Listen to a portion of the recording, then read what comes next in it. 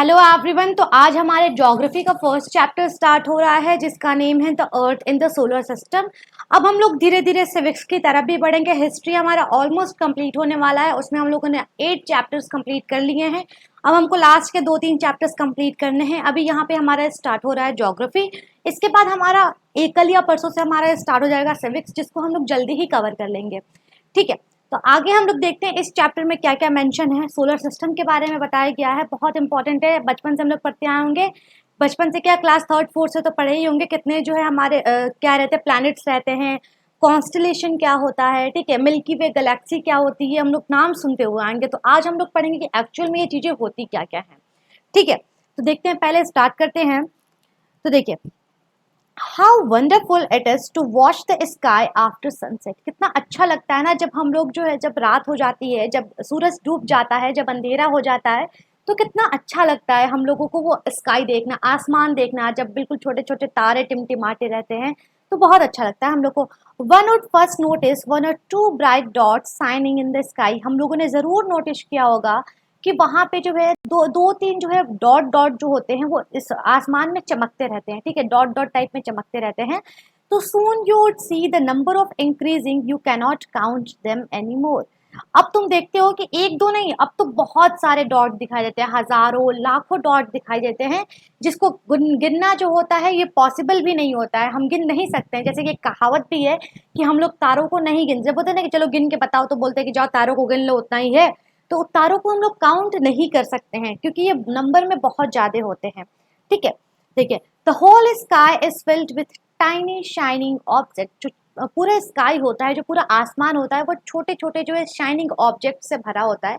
और वो shining object क्या होता है, स्टार होता है। ठीक है, some are bright others dim. कुछ जो होते हैं बहुत तेज होते हैं, ठीक है, बहुत तेज तेज टिमटिमाते रहते हैं, और कुछ जो होते हैं वो बिल्कुल फीके होते हैं, ठीक है, डिम लाइट में टिमटिमाते रहते हैं।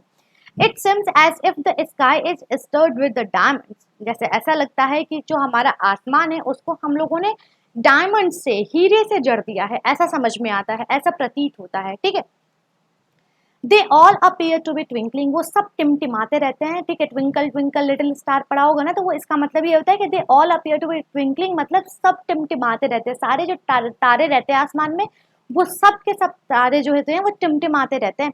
They all appear to be twinkling, but if you look at them carefully you will notice that some of them do not twinkle as others do. अब यहाँ पे एक और बात कही जाती है कि अगर आप लोग ध्यान से देखेंगे तो सारे के सारे तारे या फिर सारे के सारे जितने भी ऑब्जेक्ट होते हैं आसमान में, वो टिमटिमाते नहीं है, सारे के सारे टिमटिमाते हैं। कुछ उसमें से टिमटिमाते हैं और कुछ जो है उसमें से नहीं टिमटिमाते हैं। They simply go without any flicker just as the moon shines. वो जो है बिल्कुल बिना टिमटिमाए हुए लगातार वो जलते रहते हैं। ठीक है, जैसे कि हमारा मून जो है वो लगातार जो है चमकता रहता है, वैसे भी जो है वो भी जो है वो लगातार चमकते रहते हैं। इतनी बात आपको समझ में आ रही है। अब आगे देखते हैं। Along with these bright objects, you may also see the moon on most of the days. अब देखिए, ये तो आपको चीजें दिखती हैं, ये तो हमेशा दिखती हैं। ठीक है, ये एवरग्रीन होती है, बस कब नहीं दिखती हैं, जब बादल लग जाते हैं। ठीक है, ये तो एवरग्रीन होती है, लेकिन इनके साथ साथ हम क्या देखते हैं, तो इनके साथ साथ हम मून को भी देखते हैं। देखिए यहाँ पे लिखा हुआ, you may also see the moon on most of this. कुछ कुछ दिनों में, ठीक है, कुछ दिन जो है हम मून को भी देखते हैं। It may however appear at different times in different shapes and at different position. हाँ, मून में थोड़ी सी ये बात अलग है कि वो कभी अलग अलग टाइम पे अपेयर होता है। ठीक है, किसी दिन अपेयर होगा, किसी दिन नहीं होगा। उसके शेप्स जो होते हैं वो अलग होते हैं। ठीक है, और उसके जो पोजीशंस होते हैं वो भी अलग होते हैं। You can see the full moon only once in about a month's time. आप पूरे मून को, जैसे एक पूरा मून, ऐसे गोल सा मून जिसको चंदा मामा कहते होंगे, ठीक है, तो ऐसा गोल वाला जो मून होता है ना, कई टाइप के चंदा मामा होते हैं, जैसे ऐसे वाले जो चंदा मामा होते हैं ना, वो 1 महीने में एक ही बार दिखाई देते हैं। और वो किस दिन दिखाई देते हैं, it is full moon light और पूर्णिमा। जब पूर्णिमा की रात होती है तो उस टाइम जो है ऐसे हमारे चंदा मामा ऐसे दिखाई देते हैं। ठीक है, अब आगे देखते हैं। A fortnight later you can see it at all, it is a new moon, new night और अमावस्या। अब जब हम नया मून होता है, ठीक है, जब नया चांद आता है, ठीक है, तो उसको हम लोग क्या बोलते हैं, अमावस्या बोलते हैं। ठीक है, on this day you can watch the night sky best provided it is a clear night. अब देखिए, सॉरी, जब बिल्कुल सॉरी बिल्कुल यहाँ पे थोड़ा सा कंफ्यूजन हो गया, जब बिल्कुल जो है चांद नहीं रहता है तो वो जो है अमावस्या होता है। लेकिन जिस दिन जो है पूरा चांद दिखाई देता है, जब हमारे चंदा मामा ऐसे दिखाई देते हैं तो वो हमारे पूर्णिमा की रात होती है। और जब बिल्कुल अंधेरा रहता है, आसमान में कोई भी चांद नहीं होता, ठीक है ना, बस छोटे छोटे छोटे छोटे छोटे तारे दिखाई देते हैं, या फिर कुछ भी बहुत बिल्कुल क्लियर नाइट होती है, तो उसको हम लोग क्या बोलते हैं, अमावस्या बोलते हैं। थोड़ा सा कंफ्यूजन हो गया था। ठीक है, अब आगे देखते हैं। On this day you can watch the night sky best provided it is a clear night. इस रात को आपका जो स्काई होता है एकदम क्लियर होता है, ठीक है, बिल्कुल भी क्लियर होता है। Do you wonder why can't we see the moon and all those bright tiny objects during day time. अब देखिए, रात में तो दिखाई देता है, लेकिन हमको दिन में क्यों नहीं दिखाई देता है? आखिर तो वहीं पे रहते हैं वो सब हमेशा, तो दिखाई क्यों नहीं देते हैं दिन में? क्या रीजन है इसकी? तो देखते हैं आगे। It is because the very bright light of the sun does not allow us to see all these objects in the of the night sky. अब देखिए क्या होता है, कौन इसको नहीं देखने देता है? तो जो हमारे जो सूरज अंकल है ना, सूरज अंकल क्या बोलेंगे उनको, जो भी बोलेंगे, सूरज अंकल जो है ना, सूरज सन जो है, वो क्या करता है, उसकी रोशनी इतनी तेज होती है ना कि उसकी रोशनी की वजह से जो है वो सारी चीज़ें जो हैं वो छिप जाती हैं। इसकी वजह से जो है हमें ये चीज़ें नहीं दिखाई देती हैं। रहती तो वो दिन में भी प्रेजेंट है, लेकिन दिन में जो सन की रोशनी होती है ना, उसकी वजह से हमें ये चीज़ें नहीं दिखाई देती हैं। आपको आ रही है बात समझ में? नहीं आ रही होगी तो कमेंट सेक्शन में ज़रूर बताइएगा कि कहाँ पे आपको समझ में नहीं आया है। एक गलती हमसे हो गई है फुल मून और अमावस्या की, उसके लिए आप मुझे प्लीज़ माफ़ कर दीजिएगा। अब आगे देखते हैं, चलिए। The sun, the moon and all those objects shining in the sky are called celestial bodies. अब क्वेश्चन ये पूछ सकता है ना कभी कभी एग्जाम में कि what are celestial bodies. Celestial bodies क्या होती हैं? तो सेलेस्टियल बॉडीज हम आपको बता ही देते हैं कि क्या होती है। तो सेलेस्टियल बॉडीज का मतलब होता है जितने भी सन मतलब सूरज, मून मतलब चांद, और जितने भी ऑब्जेक्ट, ठीक है, जितनी भी चीज़ें जो चमकती रहती है ना, ठीक है, जितनी भी चीज़ें चमकती रहती हैं उसको हम लोग सेलेस्टियल बॉडीज कहते हैं। अब ये डायलॉग मत मार लेना कि हर चमकती हुई चीज़ सोना होती है, ये नहीं, सोना नहीं होती है, सॉरी, ये नहीं मानना। बस ये समझना कि जितने भी ऑब्जेक्ट जो है चमकते रहते हैं रात में, ठीक है, आसमान में जितने भी ऑब्जेक्ट चमकते रहते हैं वो क्या कहलाते हैं? सेलेस्टियल बॉडीज कहलाते हैं। ठीक है, ध्यान दीजिएगा आप लोग। अब आगे देखते हैं। Some celestial bodies are very big and hot. कुछ सेलेस्टियल बॉडीज जो होती हैं बहुत बड़ी होती हैं, गर्म होती हैं। They are made up of gases, वो गैसेस से बनी होती हैं। They have their own heat and light, और उनके पास जो है उनका खुद का जो है हीट होता है, गर्मी होती है, और उसके साथ साथ उनकी खुद की लाइट भी होती है। ठीक है, which they emit in large amounts. अब देखिए वो क्या करती हैं, जिस जो हीट होती है उसको रिलीज करती हैं, बहुत ज़्यादा अमाउंट में क्या करती हैं, हीट को रिलीज करती हैं। The celestial bodies are called stars, the sun is a star. देखिए, इन सेलेस्टियल बॉडीज को क्या कहा जाता है? स्टार कहा जाता है। अब स्टार, यहाँ पे सेलेस्टियल बॉडी समझ में आ गया कि जो भी आसमान में रात को चमकता है वो सेलेस्टियल बॉडीज। अब सेलेस्टियल बॉडीज के अंदर स्टार कौन कौन सा है और कौन कौन सा स्टार नहीं है? तो अब स्टार की डेफिनेशन ये है, स्टार की डेफिनेशन यही है कि ये गैसेस से बना होगा, ठीक है, इनकी खुद की लाइट होगी, ठीक है, खुद की लाइट होगी, और ये क्या करेगा? हीट निकालेगा, ठीक है, हीट रिलीज करेगा। आपको आ रही है बात समझ में? ठीक है, वो जो होगा, वो भी जितनी भी चीजें होंगी वो क्या कहलाएंगे? स्टार कहलाएंगे। ठीक है, आपको इतनी बात समझ में आ गया? या सबसे पहले क्या करेगा? गैस, लाइट, हीट को रिलीज करेगा, तो ये क्या कहलाएगा? स्टार कहलाएगा। तो जो हमारा सन है वो एक स्टार है। इतनी सारी सेलेस्टियल बॉडीज हैं, जैसे मैंने बताया आपको कि the sun, the moon and all those object, सारे जो है ऑब्जेक्ट में से जो हमारा सन है वो क्या है? एक स्टार है। क्योंकि सन के पास जो होती है वो खुद की रोशनी होती है, वो हीट को निकालता भी है, हीट रिलीज भी करता है, ठीक है, और उसके पास जो होती है वो मेड अप ऑफ गैसेस से बनी होती हैं। आई बात समझ में आपको? चलिए। Countless twinkling stars in the night sky are similar to the sun. बहुत सारे स्टार्स जो होते हैं रात में, ठीक है, जो स्काई में जो चमकते रहते हैं वो सन के बिल्कुल जैसे होते हैं, बिल्कुल सन के जैसे होते हैं। But we do not feel their heat और light and they look so tiny because they are very very far from us. लेकिन हम उनकी गर्मी को महसूस नहीं कर पाते। जैसे सन की गर्मी को हल्का हल्का थोड़ा थोड़ा तो महसूस कर लेते हैं ना, गर्मी वर्मी होती है तो जब, लेकिन हम उनकी गर्मी को महसूस नहीं कर पाते हैं क्योंकि वो हमसे बहुत दूर होते हैं, और उसके साथ साथ वो बिल्कुल छोटे छोटे दिखाई देते हैं। ठीक है, अब आगे देखते हैं। You must have noticed that all the objects look similar when seen from a distance. आपने नोटिस किया होगा कि सारी चीज़ें जो हैं, जितने भी सेलेस्टियल ऑब्जेक्ट्स हैं, वो सब एक जैसे दिखते हैं। जब हम लोग उसको दूरी से देखेंगे तो वो सब एक जैसे दिखते हैं। आगे देखते हैं, how small an aeroplane looks when it's flying at a great height. कितना छोटा सा ना एक एरोप्लेन दिखता है, नीचे रहते दिखते हो उतना छोटा सा एरोप्लेन दिखता है हमको आसमान में। अगर भाई हम लोग एयरपोर्ट पे चले जाएंगे तो देखेंगे एरोप्लेन जो होते हैं बहुत बड़े बड़े दिखते हैं, ठीक है।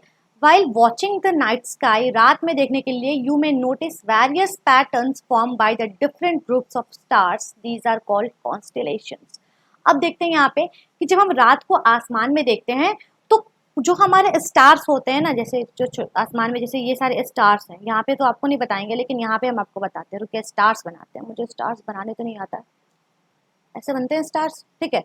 तो बहुत सारे स्टार्स जो होते हैं वो आसमान में होते हैं, वो और किसी तरीके का जैसे वो पैटर्न बनाते हैं, ठीक है। जैसे मैंने यहाँ पे बना दिया सर्कल, ठीक है, यहाँ पे आपको सर्कल दिख रही है, यहाँ पे मैं किसी भी टाइप का वो पैटर्न बनाते हैं, तो इसी पैटर्न को हम लोग बोलते हैं कॉन्स्टेलेशन। जब ग्रुप ऑफ स्टार, जब ढेर सारे स्टार्स जो हैं वो जब आसमान में कोई पैटर्न बनाते हैं तो उसको हम क्या बोलते हैं, कॉन्स्टेलेशन बोलते हैं, ध्यान दीजिएगा, ठीक है। कोई भी पूछेगा कॉन्स्टेलेशन क्या होता है, तो कॉन्स्टेलेशन वो होता है जब ढेर सारे स्टार्स मिलके कोई पैटर्न बनाते हैं, कोई आकृति बनाते हैं, तो उसको हम बोलते हैं कॉन्स्टेलेशन। आगे देखते हैं, Ursa Major or Big Bear is one such constellation. One of the most easily recognizable constellation is Saptarisi. अब देखिए, एक कॉन्स्टलेशन का नाम है उर्सा मेजर और बिग बियर, एक दो कॉन्स्टलेशन का नाम है उर्सा मेजर और बिग बियर, ठीक है। और इसमें इनमें से जो है सबसे पहचाने जाने वाला कॉन्स्टलेशन कौन सा है, तो वो है सप्तऋषि, जिसमें 7 स्टार्स जो हैं वो मिलके बनते हैं, ठीक है। It is a group of 7 stars, इसमें जो 7 स्टार्स जो होते हैं वो मिलके बनते हैं। और ये उर्सा मेजर कॉन्स्टलेशन, मैंने बताया ना कि एक उर्सा मेजर कॉन्स्टलेशन भी है, तो ये उर्सा मेजर कॉन्स्टलेशन का पार्ट है सप्तऋषि, ठीक है। देखिए यहाँ बता दे रहे हैं, उर्सा मेजर कॉन्स्टलेशन का पार्ट है, कौन क्या पार्ट है, सप्तऋषि। और सप्तऋषि के अंदर क्या होता है कि 7 स्टार्स, 7 स्टार जो है मिलके एक पैटर्न फॉर्म करते हैं। यहाँ पे आपको सप्तऋषि दिख रहा होगा, देखिए काउंट करिए, 1 2 3 4 5 6 7, ये दिखा रहे हैं। तो ये क्या है, ये सप्तऋषि है। जब 7 स्टार मिलके कोई पैटर्न फॉर्म करते हैं तो दैट इज कॉल्ड सप्तऋषि, ठीक है। देखिए, ask someone elder in your family or neighborhood to show you more stars, planets and constellation in the sky. आप अपनी फैमिली में जो है किसी से बोलिए या फिर अपने अड़ोसी पड़ोसी से बोलिए कि वो आपको जो है स्काई में, आसमान में आपको कॉन्स्टलेशन दिखा सके कि कहाँ कहाँ कौन से पैटर्न बने हुए हैं, ठीक है। पहले हम भी बड़ा सोचते थे, हम भी अगर बाहर जैसे रात में बैठे बैठे रहते थे तो देखते थे यार ये कौन सा फॉर्म हो रहा है, कभी मैं अपना नाम ढूंढती थी, यहाँ पे तो एन फॉर्म हो रहा है, फिर मैं ढूंढती थी कभी ए फॉर्म हो रहा है, कभी एस फॉर्म हो रहा है, कभी डब्ल्यू फॉर्म हो रहा है, तो मैं ऐसे कुछ करके ढूंढा करती थी, ठीक है। चलिए आगे देखते हैं। In ancient times, people used to determine direction during the night with the help of stars. अब पुराने ज़माने में तो कुछ भी हो सकता था, ठीक है। पुराने ज़माने में क्या होता था कि लोग जो है वो डायरेक्शंस फाइंड आउट करते थे इन स्टार्स की मदद से, ठीक है। इन सितारों की मदद से लोग डायरेक्शन, दिशा का पता लगाते थे कि ये नॉर्थ है, वेस्ट है, ईस्ट है, साउथ है, देखिए कैसे पता लगाते थे। The north star indicates the north direction, it is also called the pole star. एक पोल स्टार होता है, पोल स्टार एक होता है जो नॉर्थ डायरेक्शन को इंडिकेट करता है, ठीक। अब हमको ये पोल स्टार मिलता कहाँ से है, पोल स्टार हमेशा नॉर्थ का डायरेक्शन इंडिकेट करता है, तो आखिर ये पोल स्टार मिलता कैसे, अब पोल स्टार ढूंढना है, ठीक है। तो देखते हैं, it always remains in the same position in the sky, ये हमेशा जो है पोल स्टार एक जगह पे रहता है। We can locate the position of the pole star with the help of Saptarishi, हम सप्तऋषि की मदद से जो है पोल स्टार को देख सकते हैं।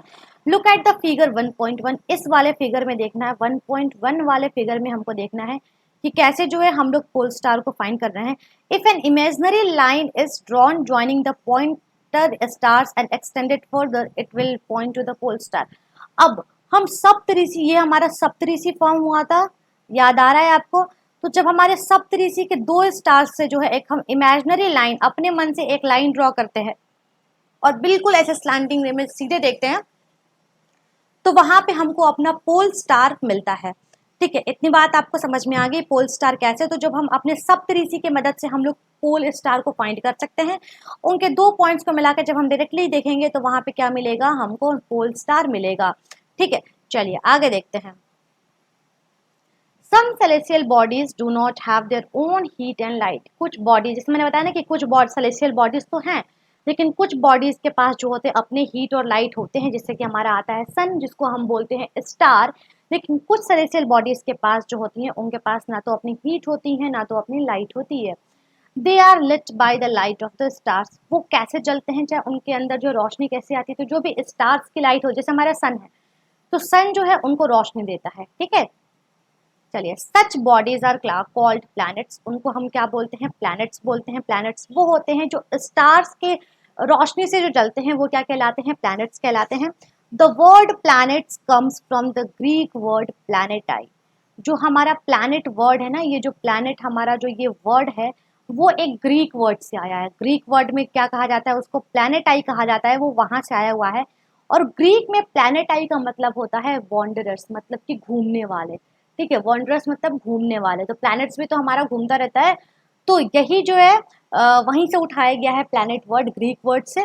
आई बात समझ में आप लोगों को। The earth on which light from the sun which is our nearest star, it gets all its heat and light from the sun which is our nearest star.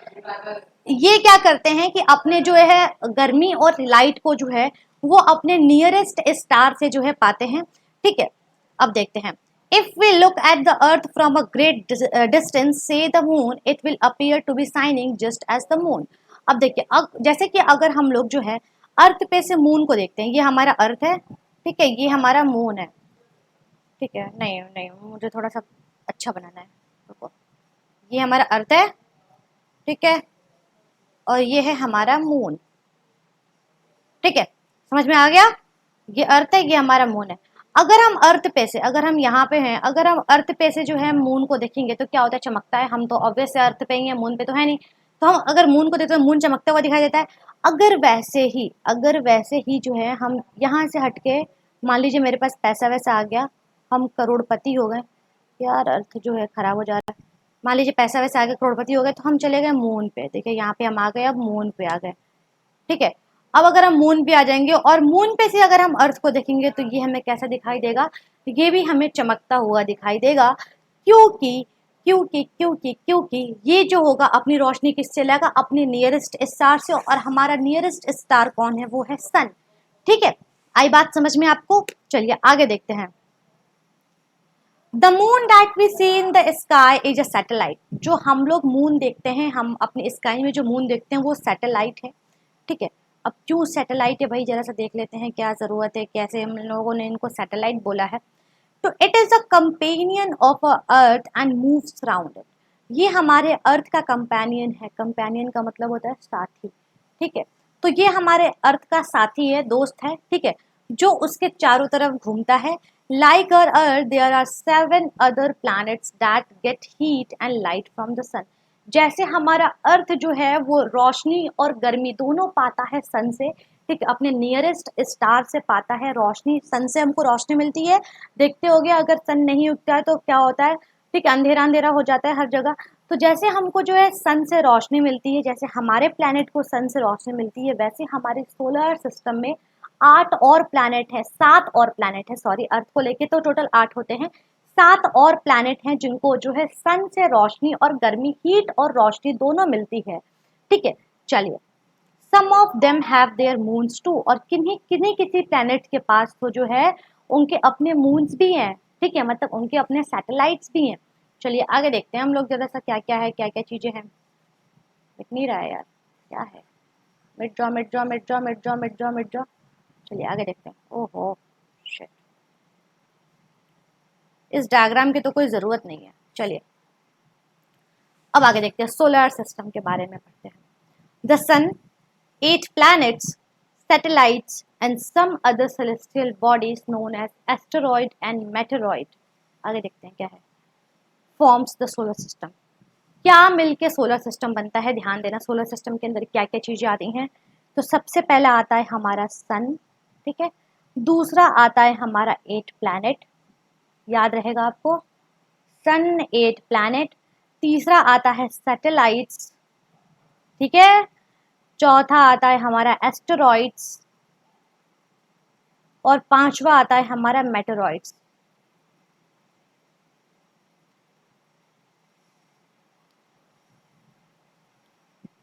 जब ये सब मिलते हैं तो हमारा क्या बनता है, ये बनता है हमारा सोलर सिस्टम। ठीक है, बहुत सोलर सिस्टम पढ़ते हुए आओगे। ठीक है, एक और चीज यहाँ पे मैंने, बहुत सारे लोगों को कंफ्यूजन होगा कि 9 प्लैनेट हैं, तो 9 प्लैनेट नहीं, अब 8 प्लैनेट है। कौन सा प्लैनेट निकला अभी हम आपको आगे बताने वाले हैं, तो ध्यान दीजिएगा, सोलर सिस्टम में सिर्फ 8 प्लैनेट्स हैं। ठीक है, चलिए आगे देखते हैं। अब देखिए अलग अलग लोगों के बारे में बताया गया है। सबसे पहले बताया गया है सन के बारे में। The sun is in the centre of the solar system. जो सन है वो हमारे सोलर सिस्टम के बिल्कुल सेंटर में है, बिल्कुल बीच में है। ठीक है, ये बिल्कुल यहाँ पे है। ठीक है, नहीं दिख रहा है तो चलो डायग्राम दिखाते हैं, जल्दी से आ जाओ। देखो यहाँ पे सन दिख रहा है, ये रहे हमारे सन भाई साहब, सन अंकल, सन चाचा। ठीक है, चलिए आगे देखते हैं। It is a huge and made up of extremely hot gases. ये बहुत बड़ा है और ये बहुत गरम गरम गैसेस से बना हुआ है। ठीक है, it provides the pulling force that binds the solar system. ये एक टाइप का फोर्स प्रोवाइड करता है। ठीक है, इससे जो है एक टाइप की फोर्स निकलती है जो पूरे सोलर सिस्टम को बांध के रखता है, मतलब उसको अपने स्थान पे रखता है, उसको उसी के सर्कल पे जो है ये रखता है। एक इस टाइप की एक फोर्स निकलती है इसके अंदर से। आई बात समझ में आप लोगों को? अब देखते हैं। The sun is the ultimate source of heat and light for the solar system. जो सन है वो एक अल्टीमेट सोर्स है। किस चीज का सोर्स है? हीट और लाइट का। पूरे सोलर सिस्टम को क्या करता है? ये हीट और लाइट प्रोवाइड करता है। But that tremendous heat is not felt so much by us because despite being our nearest star, it is far away from us. The sun is about 150 million kilometre away from the earth. अब देखिए, लेकिन वो जो गर्मी होती है हमको इतनी समझ में क्यों नहीं आती है? वो जो गर्मी होती है हमको इतनी समझ में इसलिए नहीं आती है क्योंकि सन पे बहुत गर्मी है, बहुत गरम गरम गैसेस से बना हुआ है, तो बहुत गर्मी है। लेकिन हमको समझ में क्यों नहीं आती? चलिए सबसे पहले देखते हैं डायग्राम पे। सबसे पहले तो सन भाई साहब यहाँ पे हैं, दिख रहा आप लोगों को? यहाँ पे हैं, और हमारा जो अर्थ है वो यहाँ पे है। ठीक है, और इसके बीच का जो डिफरेंस है वो है 150 मिलियन किलोमीटर। 150 मिलियन किलोमीटर कम नहीं होता है। ठीक है, इसीलिए हमको इतनी गर्मी महसूस नहीं होती है। ठीक है, अगर हम लोग नज़दीक होते थोड़े से सन को तो हमको गर्मी बहुत महसूस होती, लेकिन जो हम लोग कितने किलोमीटर दूर हैं, भले हम लोग सन हमारा नियरेस्ट स्टार है, लेकिन नियरेस्ट स्टार सिर्फ कहने के लिए है, लेकिन ये बहुत दूर है, 150 किलोमीटर है। ठीक है, 150 मिलियन किलोमीटर है। आई बात समझ में आपको? चलिए आगे देखते हैं। अब आता है हमारा प्लैनेट्स। प्लैनेट्स के बारे में जरा सा पढ़ते हैं। तो there are 8 planets in our solar system. हमारे पूरे सोलर सिस्टम में 8 प्लैनेट हैं। In order of their distance from the sun they are Mercury, Venus, Earth, Mars, Jupiter, Saturn, Uranus and Neptune. हमारे पूरे सोलर सिस्टम में 8 planet है, जिसमें पहला है हमारा मर्करी, दूसरा है हमारा वेनस, तीसरा है हमारा अर्थ, मार्स, जुपिटर, सैटर्न, यूरेनस और नेपच्यून। 8 हमारे प्लैनेट हैं। इसको याद करने का एक छोटा सा ट्रिक भी दिया हुआ है। ठीक है, पहले पहले वर्ड से जो है सबको जान जाना है।